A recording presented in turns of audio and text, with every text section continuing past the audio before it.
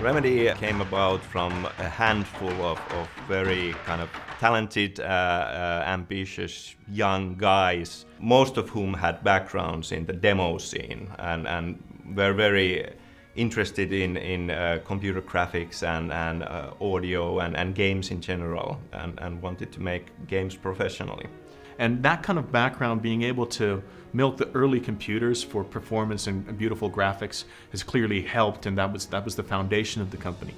In the beginning, Remedy was very much a garage band and was actually operating from the basement of the parents of one of the founding members. It's one of those classical stories of a small team following their passion and their vision and being able to create something unique and cool. This was the mid-90s, and it was still at that time possible for a handful of individuals to actually make a video game or a computer game by themselves, and a kind of a top-notch game at that. So it was an ambitious dream even then, but something that was within the reach. At the time, Death Rally was already running along, and I was studying the English language and literature at the university. And one of the guys at Remedy contacted me and asked me to write the texts for the game. Back then, it was kind of a limited tool set. It was this and this many letters on 3 lines, and you need to do things within that scope.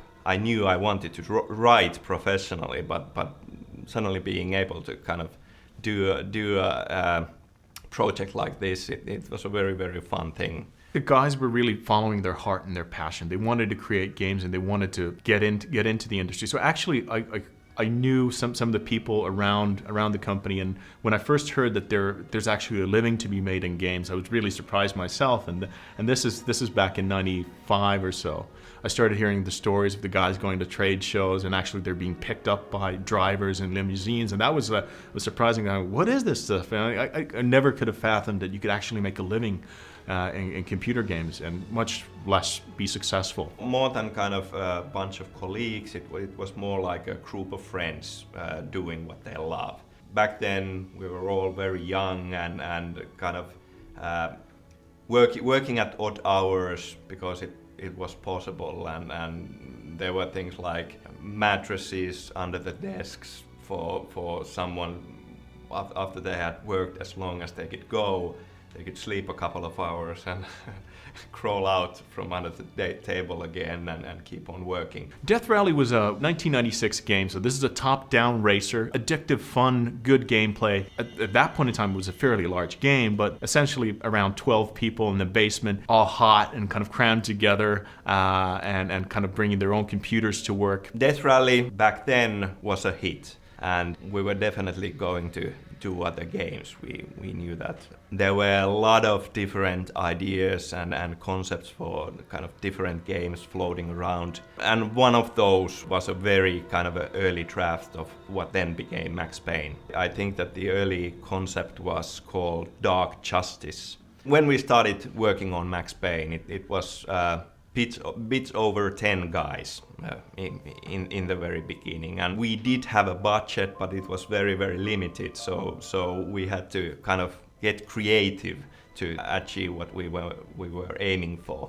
So this was still kind of a garage band dreaming up stuff. One of the good examples for how we needed to get creative was that for cinematics we didn't have the resources, and so we decided to use graphic novels to tell the story and ended up using photos for the basis of those shots. And then we suddenly were in a situation that we need to cast all the characters in the game, and somehow it ended up being so that I was going to be Max Payne.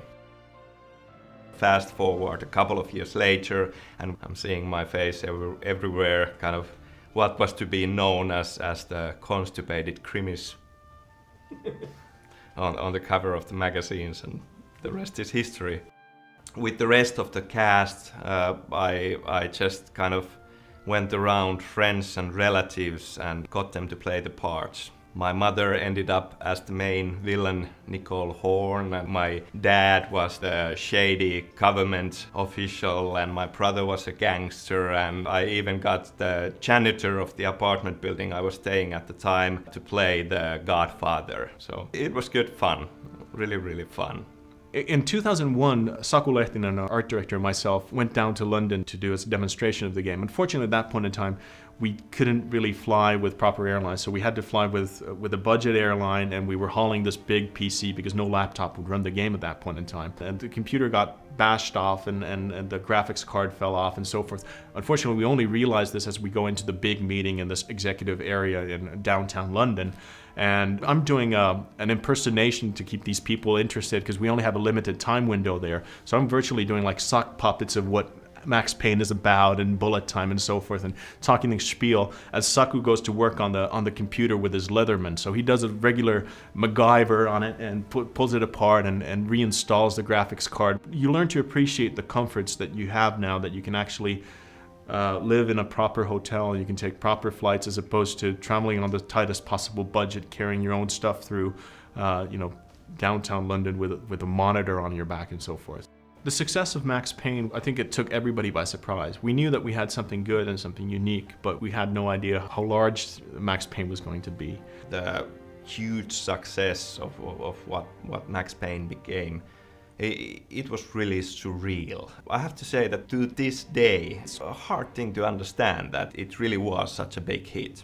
And then after the first game, we were definitely kind of a real company at that time, and knew that we had a secure future. And it was an obvious thing to work on the sequel. And for that, the schedule was much tighter. But the company was growing, and we had more and more guys, over 20 at this point. And for Max Payne 2, the budget was already considerably higher. So with these kind of creative choices that we were forced to do with Max Payne 1, now we had an option to do them with actual professionals. So one area, for example, was the whole cast. We had to use friends and relatives in the first game, but here we were able to get professional actors for all the roles. I guess that from Max Payne we took three things that were what Remedy does well. And one of them is technology, and we have had our own tech in all of our games. So it was a clear thing that we would be doing a new game engine and all the tools that we would be building the game on. And it's a very important part of what Remedy is. The two other things are that we want to tell stories. We knew that whatever we would be doing next, we would want to have a strong main character and a deep story that would be driving the game. And the third thing, I guess, is cinematic action. We want to use kind of stylized way of showing action in a movie-like way. We want to make sure that Alan Wake can live up to its full potential. When we initiated the project, we saw that it could be something unique, awesome, creative, and innovative, and actually pushes the envelope in games in general a bit. After all, the Remedy brand must stand for something. It stands for movie-like action, strong storytelling, beautiful characters, and it has a certain tone that you've come to expect, such as you would expect certain movie makers to make certain kinds of films and to reach to a certain quality. I think Remedy as a creative force must stand for something. Well, Finland is the center of the universe, after all. But seriously, Remedy has its roots in the demo scene in the 80s and 90s. And Finland has really been a center for the demo scene. So it's kind of a logical combination. Even today, if you know an event called the Assembly, it's still the annual biggest demo scene event in the world. It still takes place in Helsinki every year. I think that has given us a good basis, because we can easily find people who have sort of trained in demo scene. They have written fast graphics code, and they have created really great art and music and whatever. All basic skills for game development, really. I think we're very lucky in Espoo and in Finland in terms of the circumstances that allow us to develop games. We have a very small nation, and we've always needed to look abroad when we're starting something. It's simply not feasible to create a game for the Finnish market. So instantly, you're born global as a company, and you need to look at look abroad. I think we have a very good ecosystem in terms of society. We have great education, great universities, awesome art schools, and I think even the basic stuff, such as a functioning legal system, a good social security network, all of these things help us to be entrepreneurial and to take those leaps. So there is a safety net if you do fail. Finland is a relatively small country, about 5 million people. And that much people, you sort of almost know everybody or know somebody who knows somebody who can deliver exactly what you want. And in here we've tried to sort of gather the best, the cherries from the pile, like pick them all around, the best talent we've found. In addition to being able to pull the cream of the Finnish talent into the games industry, from the games industry, we've also had the benefit of being able to tap into international talent. So all the time that I've worked here, we've always had folks from abroad, and today we're 10 different nationalities on the team. We're doing a game for everybody around the world. I mean, it's an international project and the product, and we want that to be reflected on the people who are working on it as well. So on purpose, we've hired a lot of different nationalities, but we also work with people all around the world. I like it here a lot. It's cold right now, but the summer's beautiful. I'm not in a hurry to go back. I don't have any immediate plans. If I don't go back, then I'm fine with that. Finland is I think very nice place because almost everybody is speaking English very good. So the language is not the problem. The one thing that might be a little weird in Finland are the ridiculous prices for alcohol. So if you're going for a beer, it costs a fortune compared to Germany. One of the great things about working at Remedy is a very mature, seasoned team. That means that everyone's got a good work-life balance and they know how to maintain so that we don't go too crazy with late nights or anything like that. It's very, very balanced here. We still have this small family vibe, and that's good for many reasons.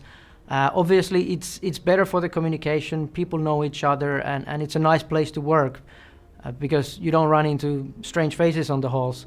But it's also good for innovation because the group is more tightly knit and working better together, and there's less of that trying to get the whole team moving. When you're smaller, you can be more agile and react to situations more, which is good for the game overall because then you can innovate more. At Remedy we have a really tight team. It was like 25 people or something when I came here. Now it's 45. It's still very small in like international standards, but to me it's of course big because it's like doubled in size. But fortunately it's still intimate, and it's not like a factory, but it's like a good family of people. Remedy is sort of a, you could say, crossroads where experts in technology, storytelling and art meet. Sort of the heritage from the demo scene is the fact that code, art, music, everybody talks to each other all the time. Everybody knows each other. It feels more like a family than a company sometimes. I think one of the advantages that we have with the small team is that ideas flow a lot around the company, and many people can have different ideas, and everybody is involved at some level on the design side, and there's lots of talking going around, and I like the fact that people easily talk about design and what we should do and what's the direction that we should take. This is a collaborative effort, and being a small team, it really allows us to communicate with one another. So Sam can go over to Mixer and have a chat about a gameplay element that really works with the story, and on the flip side, Saku can talk to Sam about some visual thing that he's kind of foreseeing in the story. It works really well. Being in a small office in a small team, we really get that communication flow working really well.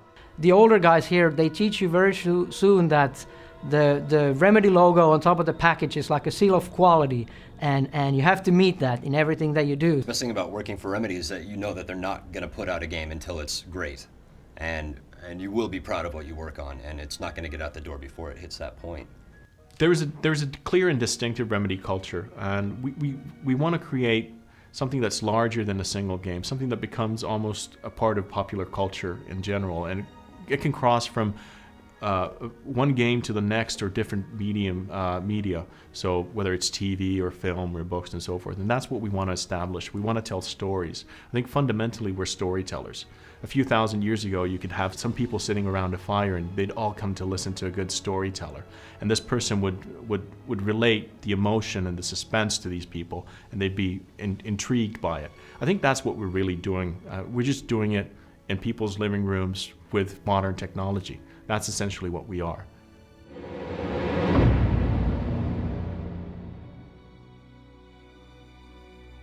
Every Friday we have a Friday social, we have a get together, we'll check out the latest builds with a team, drink a few beers, and then every 6 weeks we also have a milestone review where we drink a few beers, have some nice food, and get together and see who falls on their face first. We moved to this building in late 2004. We really wanted our own back cave, if you will, our own defined space, which we owned and controlled, or well, actually we rented, but we control this area. And we wanted to build it into our next gen office, if you will. This space we really wanted functional and comfortable. It's not about flash or things like that, but we want to have an office that serves the team well and is a creative space that allows us to work efficiently. So we do have some comforts. For example, being in Finland, we do have the saunas and so forth, and those are terribly handy for team get-togethers, or also if you're mountain biking to work or running during the lunch hour or coming to work. We also have our dedicated motion capture area for quick iterations, a kitchen, and the requirement of 2 dishwashers so that we'd always have fresh cups of coffee. Coffee keeps the development flowing. A lot of the people have been here for many years and worked together for many years. So it's very important part of what Remedy games are, who we are as people and how we work together as a group. Because making video games, more than anything, it's a team effort.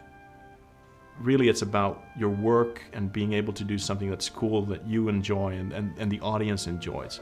And for us, that's always been the factor in our culture and what drives us. I mean, we want to entertain the most amount of people in the best possible way.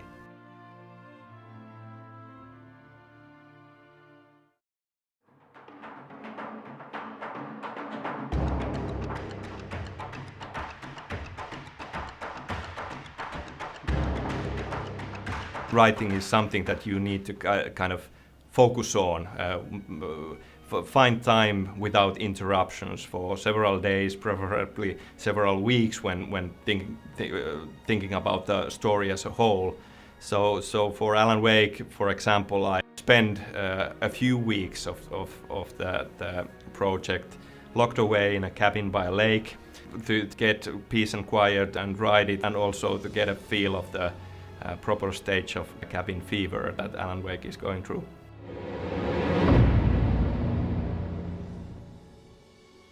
Writing a psychological thriller like Alan Wake has its own challenges. We knew that we wanted to make a thriller. It's a very important part of what Alan Wake is. We didn't want to go into horror or fantasy or science fiction in the sense of having these large monsters coming at you.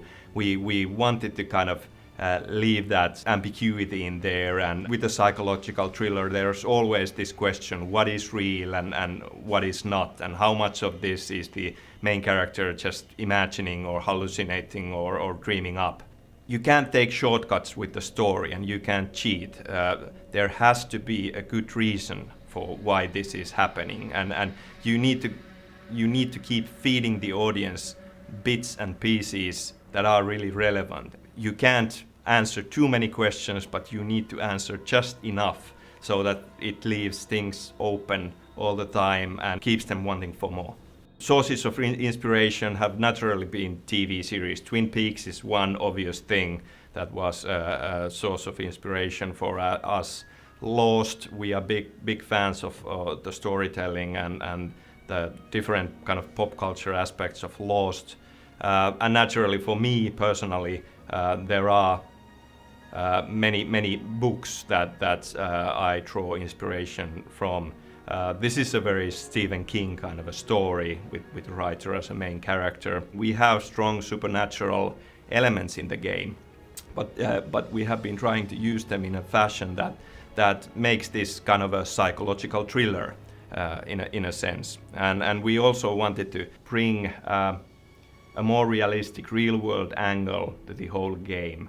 We have a married couple who have problems with their marriage, and we have a idyllic small town with quirky town folks, things that you normally don't see in video games. And these are the elements that we wanted to bring into the mix. That really is very much the Remedy formula, that we take something that's familiar to the audience from different forms of media, but really new in video games. And I think, you know, it is original, but there's certain things that you kind of recognize and they're familiar and comfortable, but really new in video games. For instance, in Max Payne, slow motion is a theme which is in Hong Kong movies a recurring theme. How can that be a gameplay element? Whereas light or lack of it, darkness, these atavistic fears that you might get is another theme that everybody can sort of relate to, and how can you make that kind of elements a part of your game?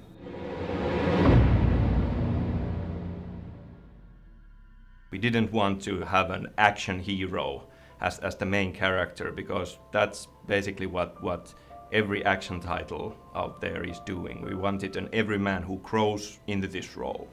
And that's where kind of the idea of using a writer as the main character came from. I think that every writer puts himself into the story as a whole. I mean, but this is fiction, and this is pretty far out there. So can't really say that there would be that much real connections. I mean, there are small bits. Naturally, you kind of use your own past experience and history. Things like we have a old battered light switch that used to be Alan Wake's childhood toy that now has mystical properties, and by chance as a kid I used to have an old battered light switch, the clicker, as a toy. He's a normal person thrust into an extraordinary situation. He's more of a classic hero than maybe a video game hero. So there's the challenges there of making him feel like a normal person. He's a person that you can believe that is real and could exist in other media outside of games as well. He's a bit like you and I. He's not a superhero. He's not, you know, he doesn't have any special powers. He's just a guy that uses his wits and smart thinking to get through the challenges that face him. As an actor, it's a great character. It's like every actor wants a dark, a troubled, kind of a searching character to play. And this is one of those characters. It's as good as any movie script I've read, and I'm talking about movies that I've not been in. I'm talking about, like, you know, it's really A-list writing. I think the writing is really sharp, and the story is sharp. All games need opposition, and opposition for Alan Wake was one of the toughest things to nail in this game.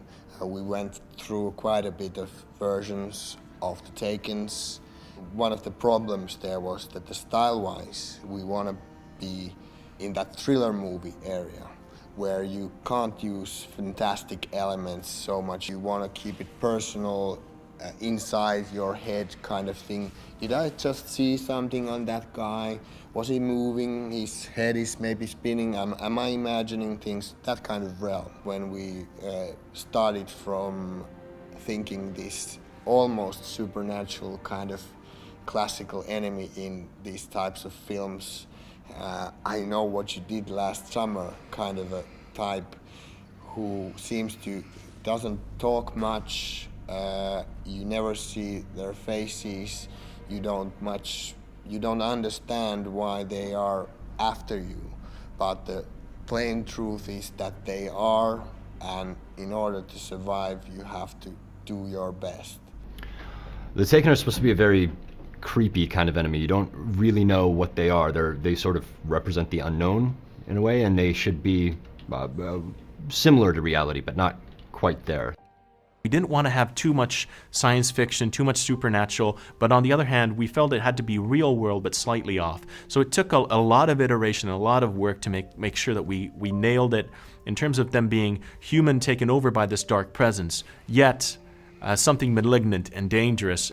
We just grabbed some axes, went out on the backyard and tried to be scary and tried to go crazy, and took a lot of reference videos with our cameras. And went from that, a lot of iterations. We found out that we need different types of takens. We have this small, fast guy that comes and stab you with a knife in the back, and of course the big guy with a sledgehammer coming and smashing up everything. We had like long talks on how the enemy should look like, how they should work, and so on. And what we ended up with finally was that the darkness really isn't like an entity on the screen that actively does something against Wake, but it manipulates the surroundings. And it takes control of different entities and things that can be found in the darkness. So this can be seen in our different enemy types, like the Taken. They are basically humans that have been taken over. The Poltergeist, that are like inanimate objects that are being possessed. There were accidents along the way. Things like how our poltergeist objects and poltergeist doors came to be. It was really an accident.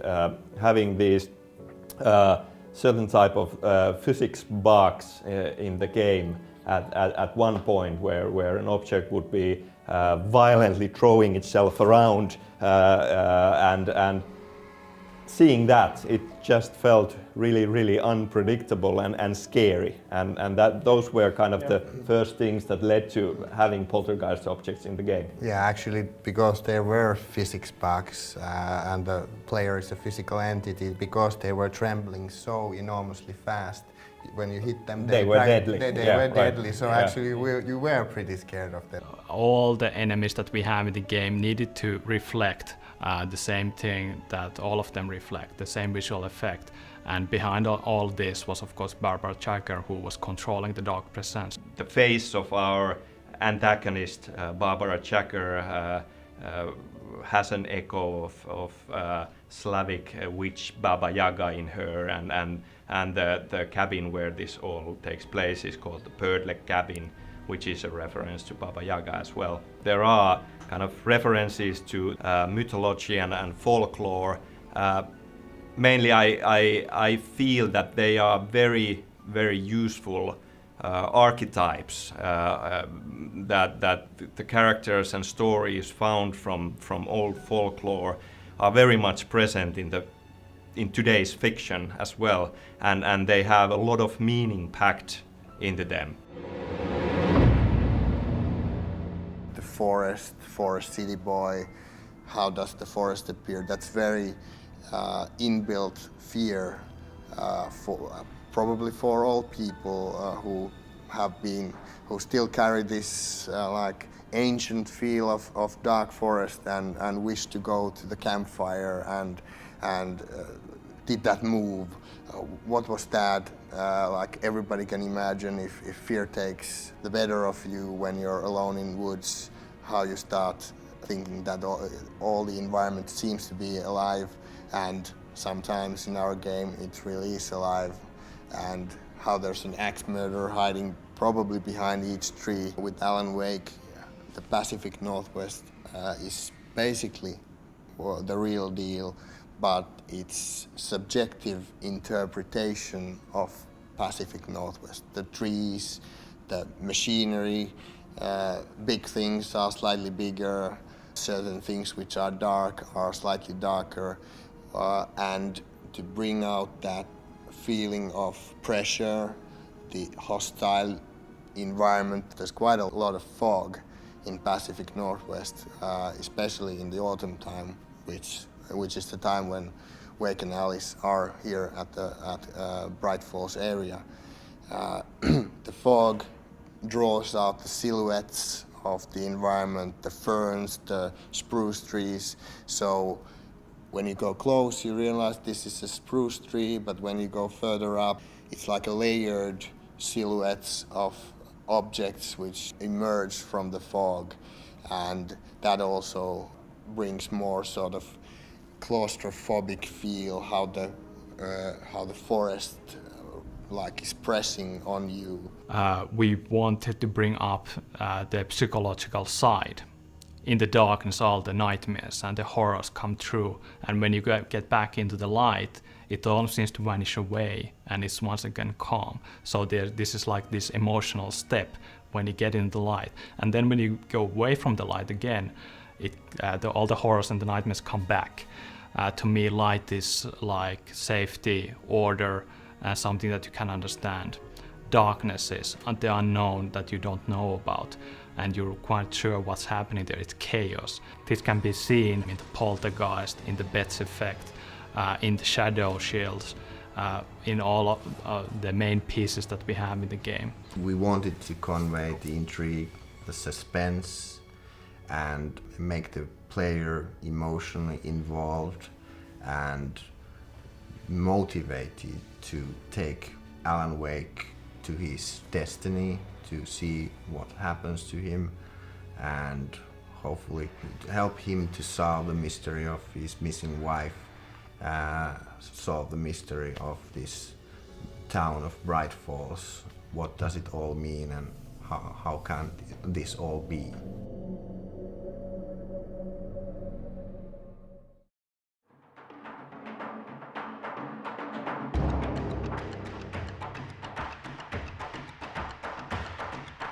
We were quiet for a very long time. I mean, we really didn't show very much of Alan Wake, and it was amazing to see so many people following Alan Wake. And from our heritage, from Max Payne, we had a lot of fans that were consistently checking out what's new on alanwake.com, writing on the boards, and there's a lot of anticipation and expectations out there. I totally understand the perception that it has taken a long time, but we really wanted this game to fulfill its potential and really meet the expectations of all the fans out there. We've done an endless amount of research on this title, so the background research has been meticulous. We've looked at things such as ghost towns in the Pacific Northwest, tornado behavior, even the architectural integrity of these buildings. We even have a landscape architect who's worked to make accurate landscapes. And we did several trips to Pacific Northwest with the art team, and myself and lead game designer Mikael, we drove about 2,000 miles around it for a period of almost 2 weeks. We came back with over 40,000 photographs that we are basing the environments and models on. We went to see places like Astoria, where the movie Ring was made, and that's a very typical Pacific Northwest coastal town. Twin Peaks was shot at North Bend, which is not that far from Seattle. We took a lot of reference material from there to get that small town feel and what it really means. The story has fantastic elements, but it has to have its roots deep in reality. What does a light switch in small town in this part of the world look like? And when you have photographs, you have something where you can make art very much more quickly, and it becomes so much more somehow tangible. We've looked at NASA star maps to make sure that the stellar constellations are correct in the night sky. So there's a lot of intricate detail. Not everybody will realize these individual details, but I think they come together to form a whole package that's just a living, breathing, credible world. One of the most impressive places we went to in Oregon was Crater Lake. I remember the moment when I walked on the edge of the cliff. I wasn't expecting much. I have to say my jaw dropped because the water was so blue, huge, absolutely blue screen blue. This location was the inspiration for Cauldron Lake, which is very pivotal to the story. There even is a lodge on the edge of the Crater Lake, and we have our own version of the Cauldron Lake Lodge. The technical requirements of such a big game mean that there's very few off-the-shelf solutions that you can purchase to achieve the vision of the creative guys. As such, we've needed to build our own tech from the ground up. There are some great solutions out there like Unreal Engine and Havoc, but none of these would have provided what we needed. A great example is with the Havoc physics engine. We've taken that, it's a really great piece of software, but it doesn't go as far as we need it to go. For example, Havoc includes an off-the-shelf vehicle solution, but we needed to take that and rework it from the ground up to provide the feeling that we were looking for. When I got to see some of the materials Saku showed me of Alan Wake, that actually hit me that we can do pretty much anything with this game. Sort of like we can light it as we like. We can use the cameras we ever want. We can pretty much do everything with the Remedy game engine because it's so incredible. In this game we are working with huge landscapes and environments and really trying to catch the right mood and atmosphere. So we have a really huge game world and we need really good tools to create a nice atmosphere for the scenes and for the game. And we have really good simulation parameters to control daytime, time of the night and moonlight to create a good mood. The tool is really powerful and gives us lots of opportunities to polish the levels really high quality. So it's really easy to use and I can do really effective things with our tool. So for example, I want to create a road to the gold mine here. I just select the police. Let's choose the gravel road. Now there's a road that leads to the gold mine. And also that contains all the foliage, more shrubs and haze and everything. Blends them together really nicely. You don't have to do that much hand work to create a really nice looking road through the forest. Also, it's really easy to create fields or cut down the trees or plant trees. So, for example, we have here a huge forest valley. I want to have a field here, so I just select the area where I want to create that, and just let's have a corn field and maize even there. So now there's some UFO circles and cornfield there. Also, you can add assets into the level really easily. And there we have a red pickup truck. And you can place also other prop items really easily. And now we should have a grain silo. The ambience presets allows us to control different kind of weather effects for the scenes. So we can control the fogginess of the levels, how far you can see, also different kind of other weather effects like the cloudiness, making the scenes look really nice. And also we have a lot of control over the different kind of post-process effects to make scenes look even better. Oh, it's really dark and creepy night now. With the first games that I worked on, Max Payne 1 and Max Payne 2, we were really limited by a lot of the tool set and the ways of delivering the story and the environments. With the Xbox 360, we're able to harness a lot more power, and we have a uniform platform, so we don't need to worry about a lot of the compatibility issues that we did with the first Max Paynes. What we do have, for example, is this large 100-kilometer space that we can stream, and a lot of the fidelity of the graphics and the audio bring the world to life. So we're getting closer and closer into areas where graphics are no longer such an issue, or lighting is no longer such an issue. It becomes more about artificial intelligence. It becomes about the delivery and the acting of these virtual actors, and more about being able to cross that uncanny valley of you have somebody who looks awesome or looks very realistic, but are their reactions always going to be as realistic as you want them to, and so forth. So I think the challenges are changing as we go forward. Artificial intelligence is a very broad term used to describe a whole variety of different issues. For example, if you think about what a monster needs to do in the game, it needs to perceive the world, it needs to figure out where the player is, figure out tactics of how to approach the player and how to attack him or flee from him or dodge behind cover or do all the other various things that make it feel like there's some intelligence in the bad guy's head, which is a very big task. Take, for example, a typical enemy in the game, a Taken. It will probably start out with a concept, one of the concept artists, and it will go through to a modeler who will build the mesh for it, which will then be mapped to a set of bones, which is like its skeleton that it uses for animation. That'll go further to an animation team, which will build up a set of animations for it. The animation program will help implement those animations. And finally, when this mesh and the animation set is ready to go, its behavior is set up by another programmer, an artificial intelligence programmer. And finally, it can be placed by the level designers in the game. The level will then get converted to what we see on the disc, and then more programmers further translate what's on the disc to what you see on the screen. So my job is basically to take all the animations that the animators give me and put it all together. So I'm sort of a spindle in the middle of the net, making it all work. I first get a rough version from the animators. I use that to plug it into the game, make everything work. I send it back to the animators, make them a build, and they can continue iterating with that to make it look good. So most of the animation is based off of motion capture, at least for the human, normal characters in the game. We're really trying to capture the fact that they are normal people. For the Taken, there tends to be more of an emphasis on keyframing. It's done off of video reference that we shoot and keyframe based off of that. So it gives a little more of a fantastic sense with the animation, but it's still grounded in reality.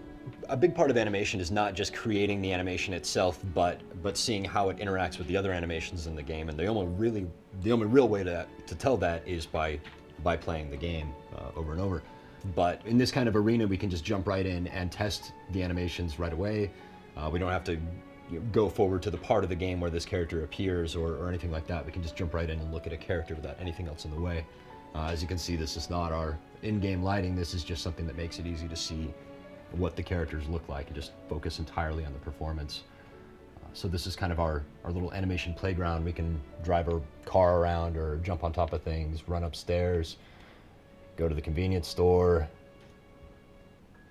One of the keys to doing good motion captures is a lot of planning, knowing exactly what you're going to do. And you don't really go in and mocap just one or two animations. You try and get a big chunk of them together, know exactly what you're going to go for, and then go in and shoot it. You have somebody directing, somebody operating the mocap, and an actor in the suit giving the actual performance. He's probably kidding, Birch. He's got a great sense of humor.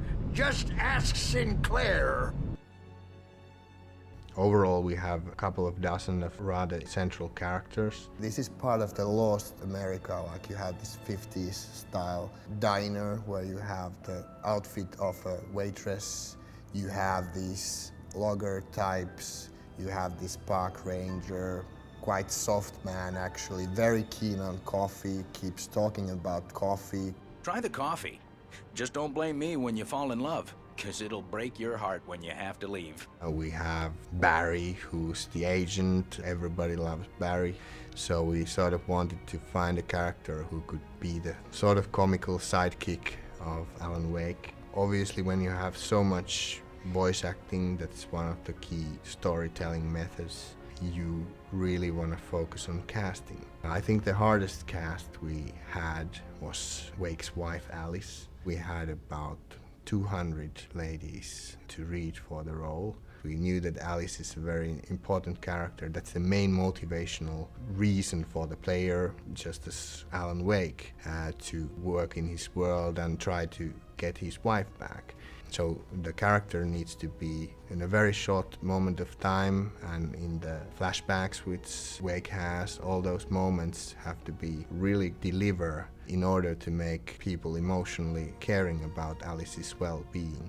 We want to make kind of characters that are more than that, just kind of cardboard cutouts or caricatures. We wanted to give them depth, and since Alice doesn't have that much screen time, it's a difficult thing. We wanted to make a strong female lead, and in some ways we saw that out of the couple, she is the stronger one. That's the reason why the New York flashbacks came into the game. We needed to show their relationship and show everyone that she is worth saving.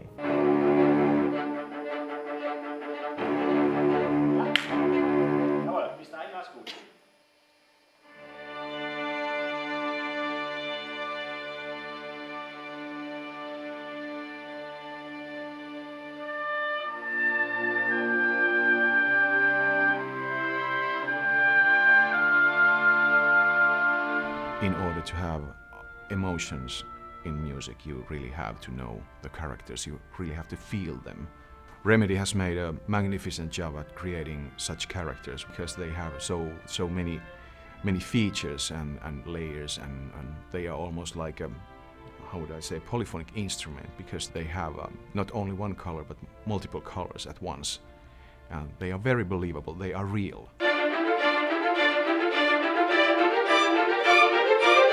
For instance, Mr. Wake's instrument could be considered as guilt in the beginning, which then evolves into determination, and then only in the later stages of the game it becomes action. And Alice, she bends but she doesn't break. Without Alice's flexibility, they probably would have divorced or parted a long time ago. And then there's Barry, which is one of my favorites because I find a lot of myself in him.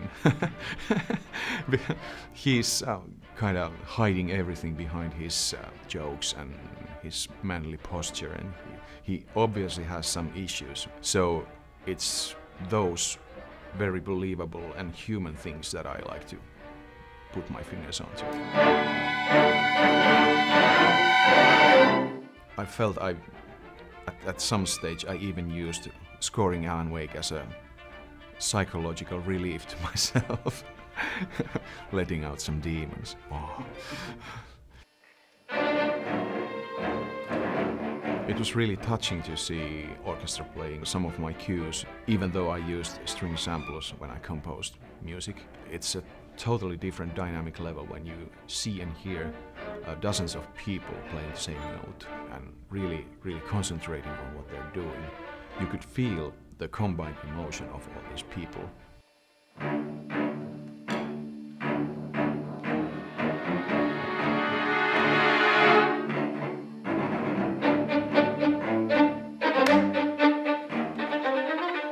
We're using around 1700 sound effects in the game. We have around 1 hour of cinematic for the in-game cutscenes, and I think we are using up to 1500 voiceovers. I have to figure out which kind of sound effects we need in the game.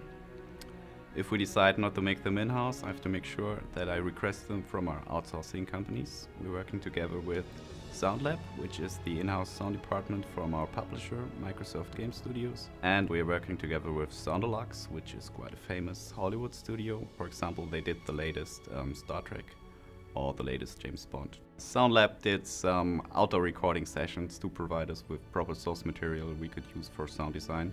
So they sent one of their sound guys to spend a few days in the northwest of North America, in a tent actually, and he recorded some great forest, wind and river sounds, birds, owls, all that stuff that we're using later on to create the ambient tracks for Alan Wake.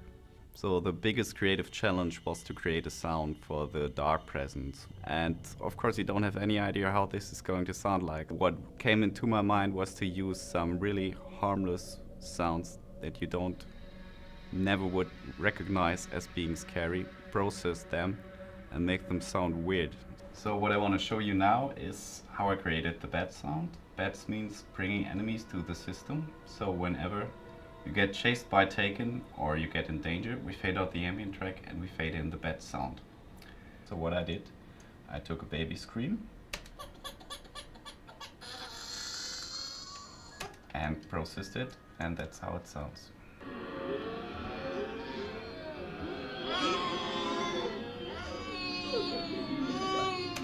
So another one I took is some baby kittens. And after processing them, they sound like this.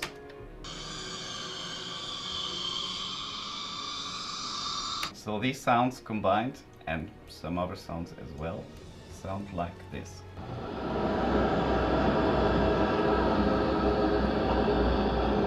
And it sounds like this in-game.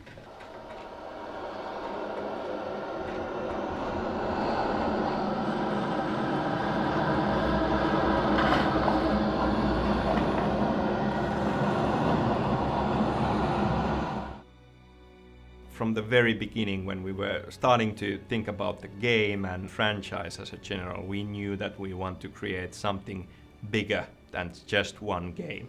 The success of Alan Wake will really define where we go with this, and clearly we have a lot of story to tell and we have a lot of things to explore, and we always set out to build something much larger than a single game, but clearly it will be defined by the success of this game. So we're doing some downloadable content which will peel up the mystery and share more of the creative vision that we have for Alan and continue his journey. But from the very start, when we started thinking about it, whether we should do it or not, we decided that we don't want to do it just for the sake of it. Not just because everybody else is doing downloadable content, but it has to be something that people will really enjoy. So it's going to be a great bridge between Alan Wake 1 and hopefully what will be Alan Wake 2. And I hope everybody out there will really enjoy it. We like to kind of use pop culture and borrow from pop culture in our games, and the best possible thing, which has already happened with Max Payne, is to have these games become part of that pop culture that other people will find inspiration in and borrow from in their own works. Garage band, dreaming up stuff. One of the good examples for how we needed to get creative was that for cinematics we didn't have the resources, and so we decided to use graphic novels to tell the story and ended up using photos for the basis of those shots. And then we suddenly were in a situation that we need to cast all the characters in the game, and somehow it ended up being so that I was going to be Max Payne. Fast forward a couple of years later, and I'm seeing my face everywhere, kind of what was to be known as the constipated Krimis on the cover of the magazines, and the rest is history. With the rest of the cast, I just kind of went around friends and relatives and got them to play the parts. My mother ended up as the main villain, Nico. And they wanted to get into the industry. So actually, I knew some of the people around the company, and when I first heard that there's actually a living to be made in games, I was really surprised myself. And this is back in '95 or so.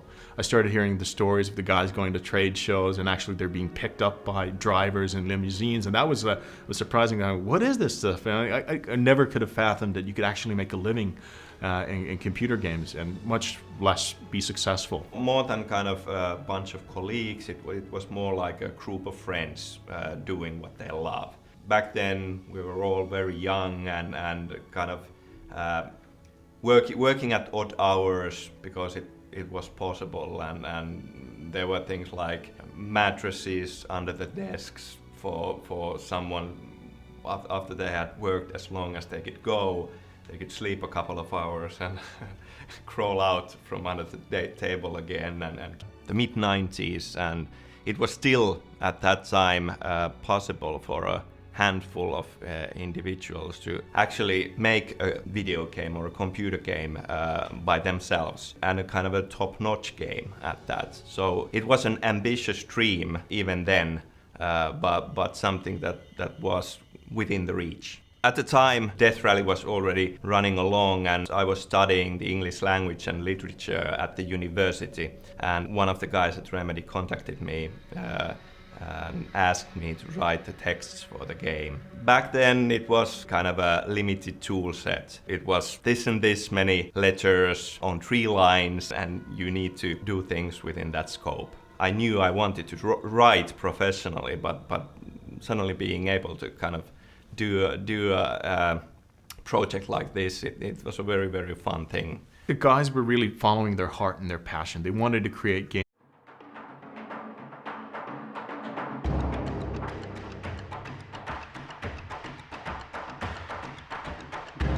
Remedy came about from a handful of very kind of talented, ambitious young guys, most of whom had backgrounds in the demo scene and were very interested in computer graphics and audio and games in general, and wanted to make games professionally. And that kind of background, being able to milk the early computers for performance and beautiful graphics, has clearly helped, and that was the foundation of the company. In the beginning, Remedy was very much a garage band and was actually operating from the basement of the parents of one of the founding members. It's one of those classical stories of a small team following their passion and their vision and being able to create something unique and cool. This was keep on working. Death Rally was a 1996 game, so this is a top-down racer, addictive, fun, good gameplay. At that point in time, it was a fairly large game, but essentially around 12 people in the basement, all hot and kind of crammed together, and kind of bringing their own computers to work. Death Rally back then was a hit, and we were definitely going to do other games. We knew that there were a lot of different ideas and concepts for kind of different games floating around, and one of those was a very kind of an early draft of what then became Max Payne. I think that the early concept was called Dark Justice. When we started working on Max Payne, it was bit over 10 guys in the very beginning, and we did have a budget, but it was very, very limited. So we had to kind of get creative to achieve what we were aiming for. So this was still kind of a